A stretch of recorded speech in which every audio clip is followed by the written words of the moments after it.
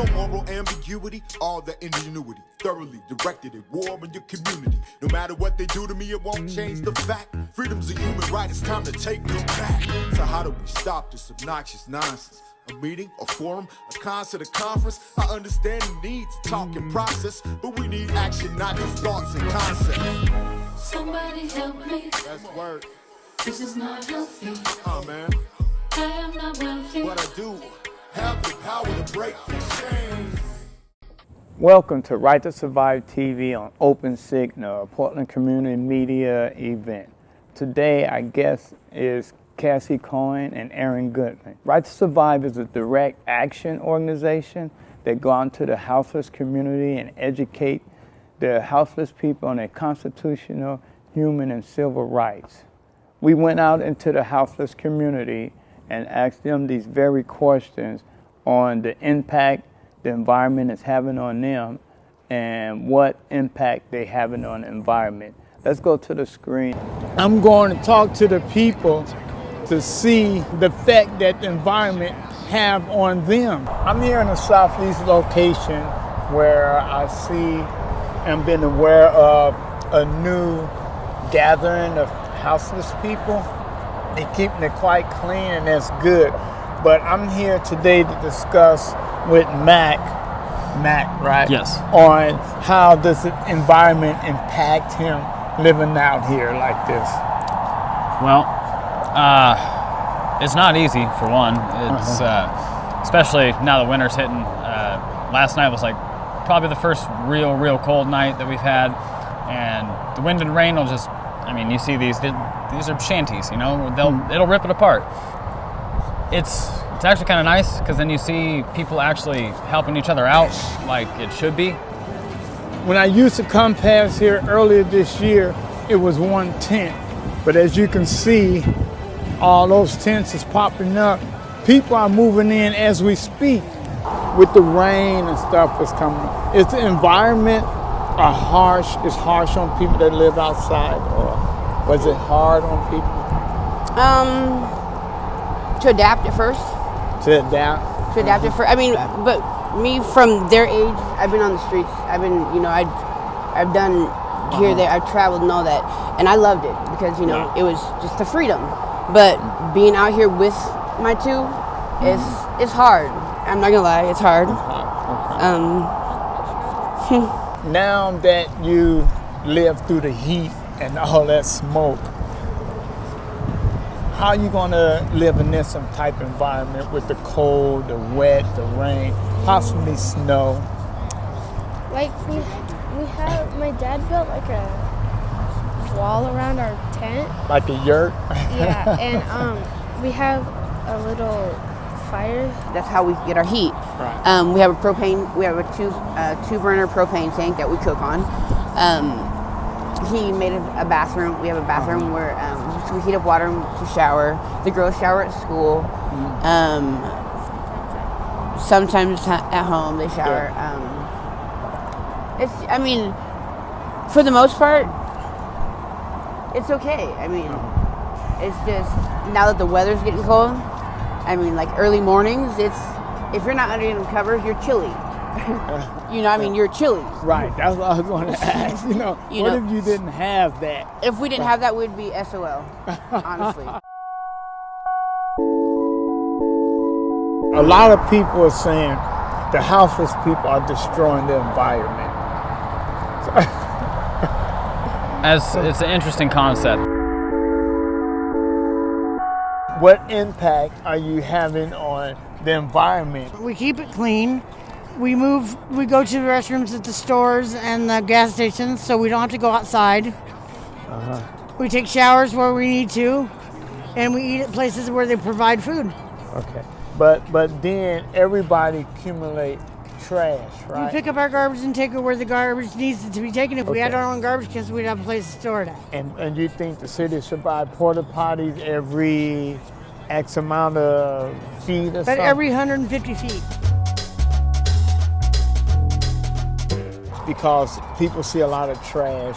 There's no public restroom and stuff. So how do they expect humans to exist? Yeah. Because we are trashy people. You know, all the garbage out here, some of it literally just blows in. I mean, how much you see on the side of the freeway. You know, I pick up as much as I can. I've seen it before where I used to camp out, that people used to throw their old couches and stuff where we were, and they garbage and throw them where we were, and say, oh, look at those homeless people. Where in the world we getting a couch? Yeah, You know? seriously. You think I'm putting the couch on my bike trailer?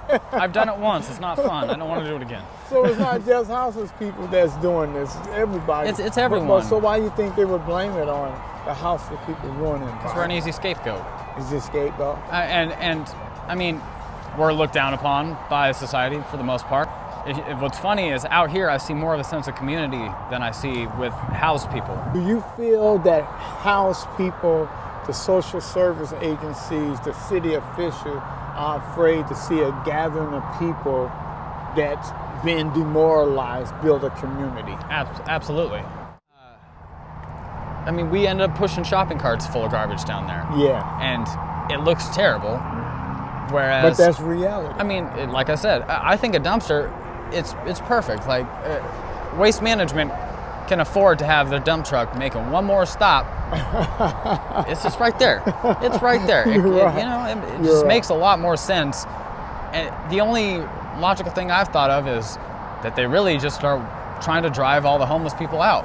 Right. And that's to where? Exactly. To where? Exactly. And that's why we ask when ODOT or the police come through and tell us to move, where should we move? Now that we saw what the houseless community are saying about the environment and the impact that they both have on each other, we here with two of my friends, Cassie Cohen, the coordinator for Portland Harbor Community Coalition, and Aaron Goodland, researcher for the environmental justice. How did you get involved in environmental justice? Well, thanks for having me on this show. So I got involved in around 2009. Always was concerned around social injustices, but started working for a startup group, an organization called Groundwork Portland. That was the idea was to take land that was contaminated and work with communities, especially those who are most disproportionately affected by pollution and toxins in the environment, to kind of have a voice in deciding how to clean it up and how to transform it into something that benefits the neighborhood, like a garden or a park. It just, it's always bothered me growing up in an area south of Portland that had more resources in the neighborhood, that there were fewer resources when I would come into North Portland and see that there was decades and decades of disinvestment in the neighborhood and lots of vacant land all along Martin Luther King Boulevard and Williams, and now that's changing, but for decades it was that way, and you know, it's not by accident, and so it's by, I believe it's by design, and it's part of the problem with city planning, that communities of color especially, and low-income communities, are always placed in areas where they're more exposed to pollution. And you did teach us, right? Well, the members of Right to Survive and scores of other people about the brownfields. Am I saying that right? You know, we did a toxic tour of Portland on a bus, and we took lots of folks, including the houseless community, on a tour to kind of view the Willamette River, you know, and properties along the Willamette River and the Superfund site, and maybe we'll get into that later. And then also the smaller properties just dotted around the neighborhoods that are called brownfield sites, that most folks don't know kind of what's in the ground or what the problems are. Somebody help me. That's work. This is not healthy. Oh, man. I am not wealthy. What I do, have the power to break the chains. So do you think the housing crisis in Portland is helping or harming the natural resources? I think that houseless folks are unfairly scapegoated for a problem that that's not theirs. Yeah, right. For me, it's about the responsibility of agencies and of businesses who could invest in more resources for affordable housing. If to turn that frustration that people have, for the houseless experience, and turn it into something productive to, contribute more resources towards affordable housing, then I think we would start to get at the problem that we have in a more systemic way.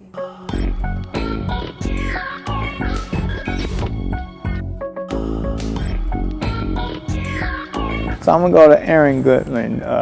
You're a researcher extraordinaire, and what brought you to Portland Harbor Community Coalition and Groundworks PDX? Yeah, thanks for inviting me on the show. Yeah. I grew up in Portland, in East Portland, lifelong native Portlander, and I grew up, my family had a garden along the Columbia Slough, actually, and so I grew up, we watered our vegetables with water from the slough, and I threw rocks at frogs in the slough. And, that's one of the main tributaries into the Willamette here in the city. And so I always had, kind of a background in curiosity about things. And I got to know Cassie and you and many others from PHCC, the Portland Harbor Community Coalition. Most of what I really focused on was the Portland Harbor Superfund site. And PHCC is this coalition that Cassie and several others got started in order to bring attention to groups who are most impacted by pollution in the Superfund site. There are all these diverse groups: the Iraqi Society, the East European Coalition, Líderes Verdes, Right to Survive, and many others.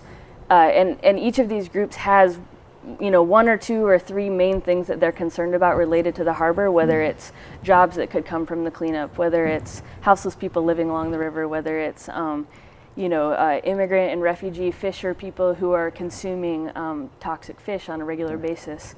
But the thing that really stitched all these groups together was an affinity for the river, is an affinity for the river.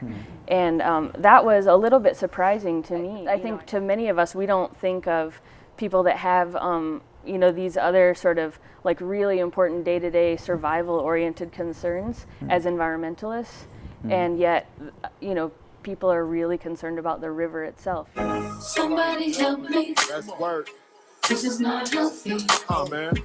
I am not wealthy. What I do, have the power to break the chains. Why did the certain groups, I don't know if you picked them or you reached out to them, but how did you collaborate these certain groups to be in PACC and talk about the Superfund and the toxicity of the river and the soil?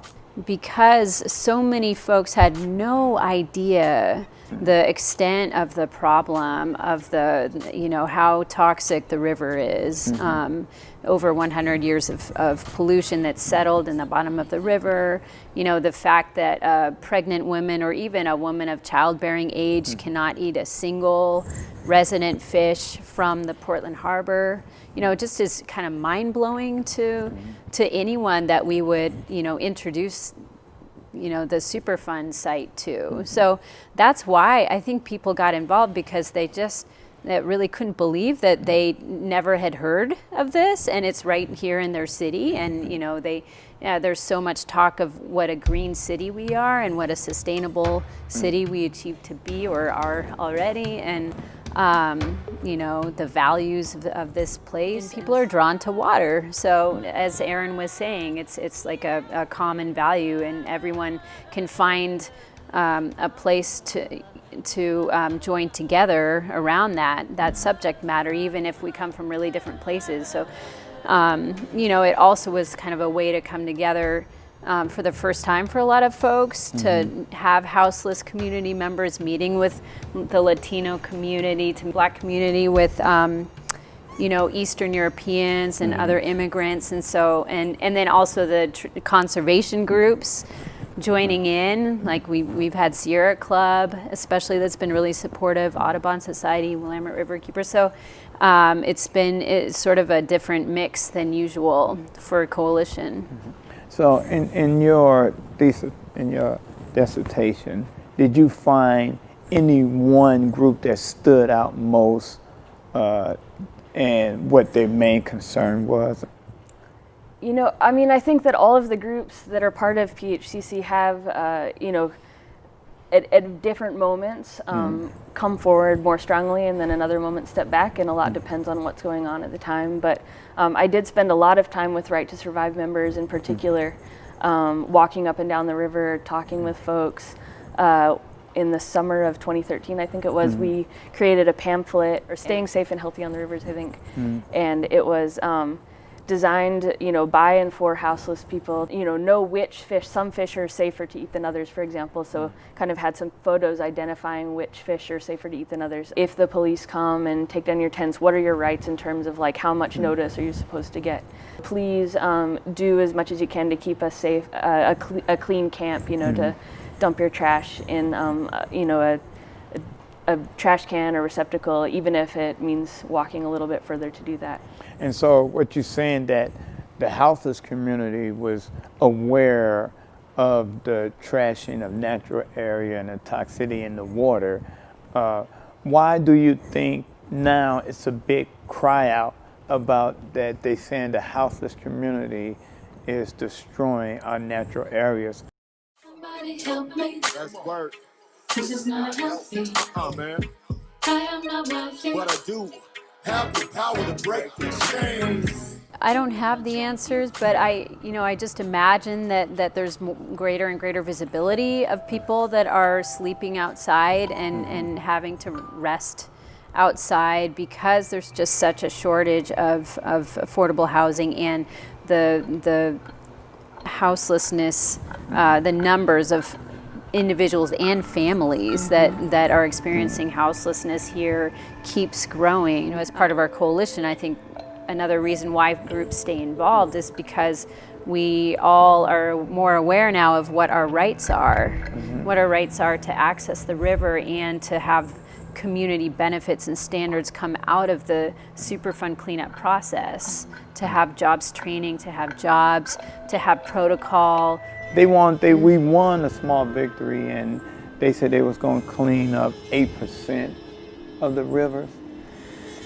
Yeah, because we pushed hard for people to to submit in writing or to testify to Environmental Protection Agency. Over 5,300, I think, submitted, and so yeah, EPA ended up coming out with a final plan that would clean up the river a lot, significantly more than they originally proposed. Which was good. And then also, I think, you know, one of the videos that you all made around Willamette Cove, which is one of the areas that Metro owns, that looks like an attractive beach to go out to, but it's actually supposed to be blocked off from the public for a reason, because it's extremely toxic. You all made an incredible video about that. And all of a sudden, Department of Environmental Quality, you know, the state agency and the federal agency and our regional government and the Port of Portland were dedicating resources right away once that video came out to do more testing and to do some early cleanup actions. So actually, our early advocacy has paid off a little bit.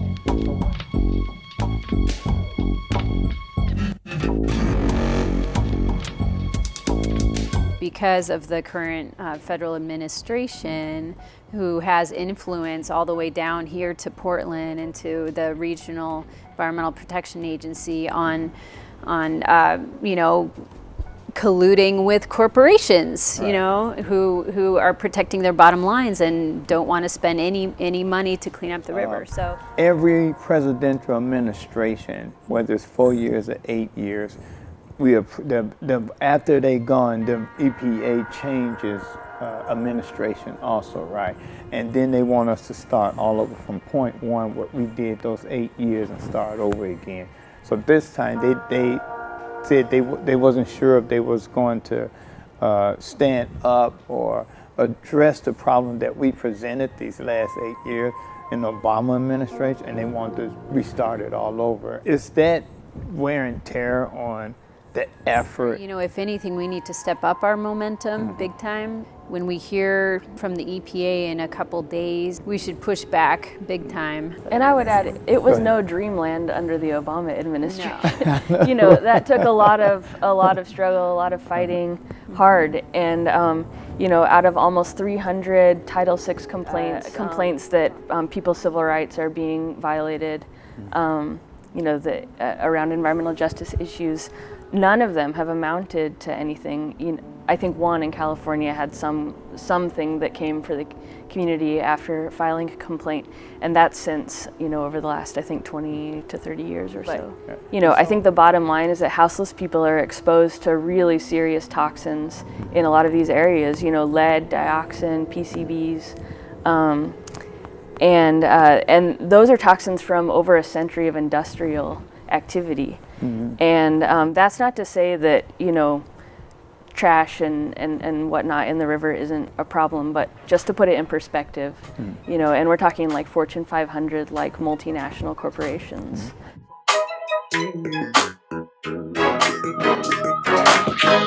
Somebody help me.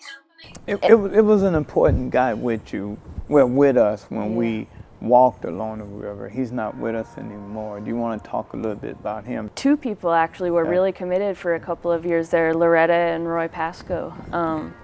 And we spent a lot of time along the Willamette, you know, handing out pamphlets, talking with people, and Roy and Loretta had lived on the river for many months.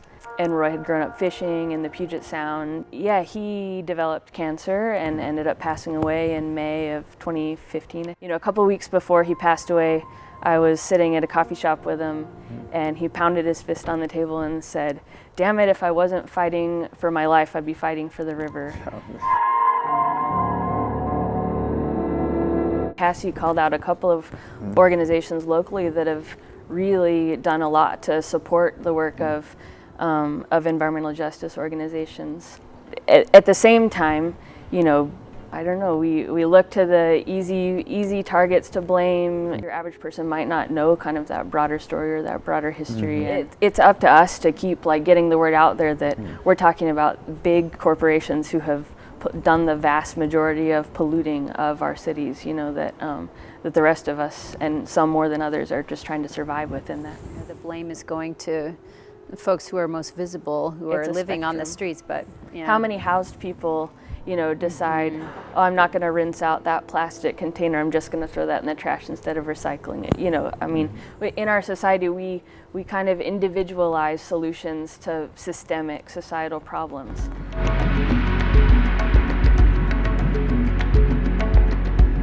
That there are these really important coalitions and relationships that are being built between environmental and environmental justice groups, and that's new, you know, and I think there's some momentum that we can work with, and so environmental organizations are doing more, you know, not all, but some are doing more to get the word out there for their members.